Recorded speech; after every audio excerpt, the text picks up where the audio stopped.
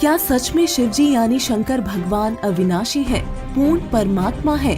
आइए आज इस बात पर विवेचन करते हैं।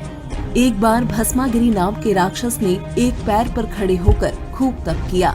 तब माता पार्वती ने शिवजी से कहा कि आपका भक्त आपसे क्या मांग रहा है, वो दे दीजिए।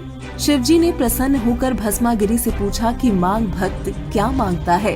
तब भस्मागिरी ने कहा कि मुझे आपके हाथ में मौजूद कड़ा चाहिए। उस कड़े की खासियत ये थी कि यदि वो कड़ा पहनकर किसी के सिर पर हाथ रखकर भस्म कह दिया जाए तो सामने वाला व्यक्ति तुरंत भस्म हो जाता था। शिवजी ने सोचा कि ये भक्ति करने वाला प्राणी जंगलों में रहता है, इसलिए जंगली जानवरों से बचने के लिए इस कड़े को मांग रहा होगा। शिवजी ने उसे वो कड़ा निकाल कर दे दिया। कड़ा पहनते ही भस्मागिरी बहुत जोर से हंसा तथा कहा कि हे शिव शंकर, सावधान, अब इस कड़े से मैं तुझे मारूंगा तथा तेरी पत्नी को अपनी पत्नी बनाऊंगा।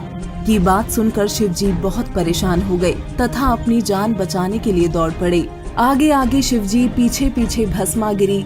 अंत में शिवजी की ये हालत देख भगवान विष्णु जी ने माता पार्वती रूप बनाकर भस्मागिरी को रोका तथा उससे कहा कि यदि तुम मुझे प्राप्त करना चाहते हो तो पहले मुझे नाच कर दिखाओ। भस्मागिरी बोला कि मुझे नाचना नहीं आता। पार्वती रूप में विष्णु जी बोले, मैं बताता हूँ, तुम उसी प्रकार नाचो।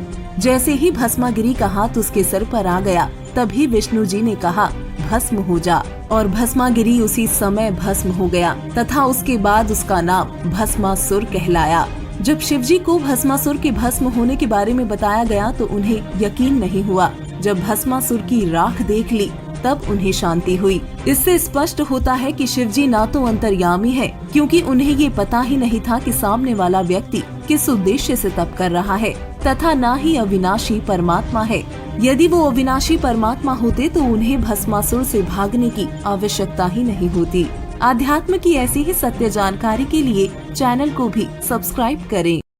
अधिक जानकारी के लिए डाउनलोड करें संत रामपाल जी महाराज ऐप व सब्सक्राइब करें संत रामपाल जी महाराज यूट्यूब चैनल।